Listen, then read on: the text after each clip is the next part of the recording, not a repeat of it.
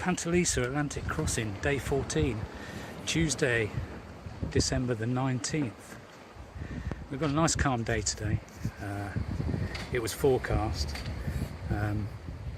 so I was expecting it to be like this. But I thought the sea would be a little bit calmer, but it is the Atlantic. You've got waves going from quite a distance here. So this is the scenery we've got.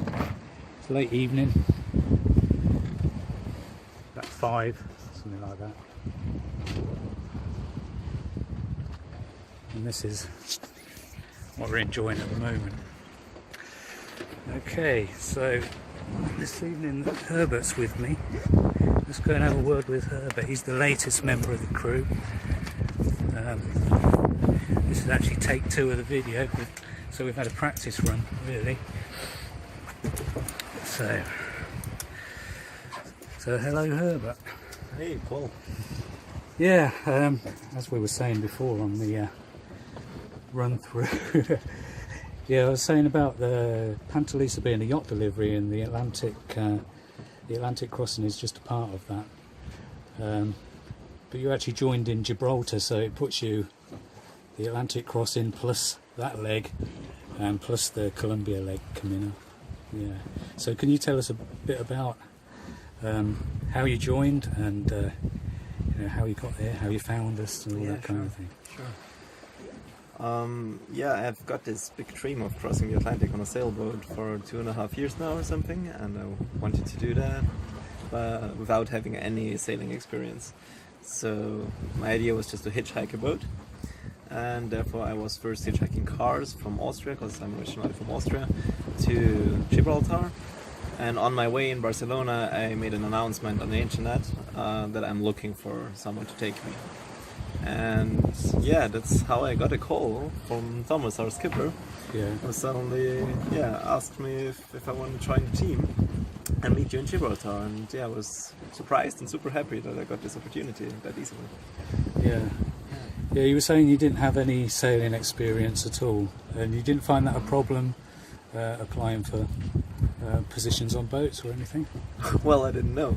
Yeah. I heard that it would be possible, but I've never met anyone before who has done something like that. And yeah, of course, it's also, the whole thing was a bit about doing something crazy, something that's beyond my normal everyday life, you know. Yeah. And yeah, I hoped that I would find someone who would take me as a crew member, where I can help with night shifts, cooking, and maybe learning about sailing, so that I can help on the boat as well.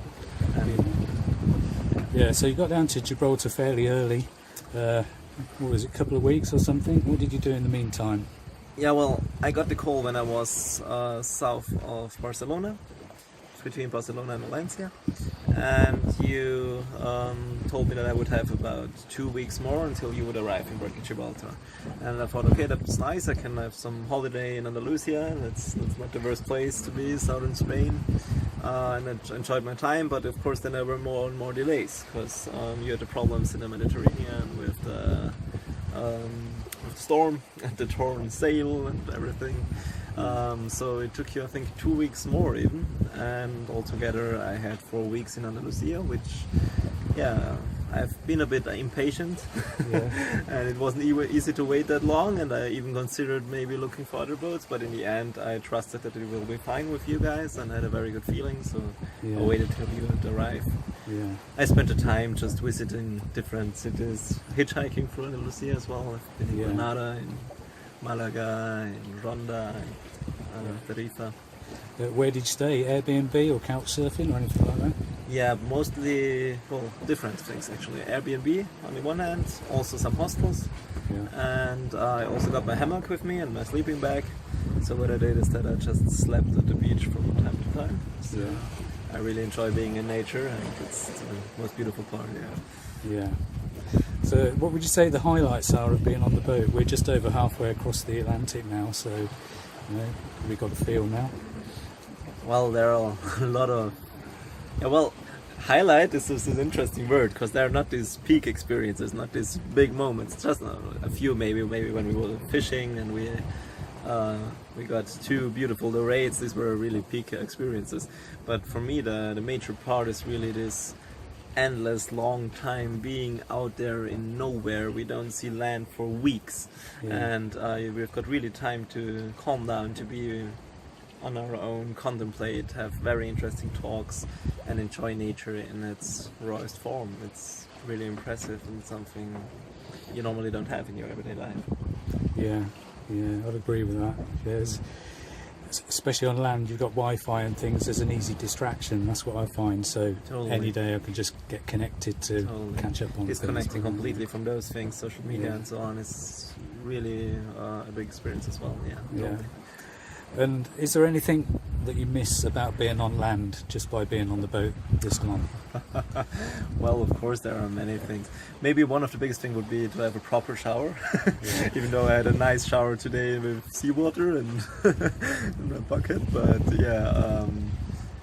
well, of course the luxury of everyday life is something I will miss, and of course people. That's also a thing. We've got great family and great friends at home, and maybe I say hello to them when it's way. They will see it at some point.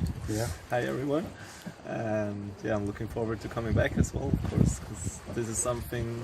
It's good to be alone sometimes, to spend time alone, but it's also good to come back. And finally, if you did this again, if you could go back in time and join the boat, would there be anything that you'd bring along extra, or anything you'd do different? That's a good question. Since I'm very happy with the experience so far, I wouldn't change much. Maybe if it would be for the same crew and everything, I think maybe I would go on the catamaran. Because I found out that I'm a bit seasick.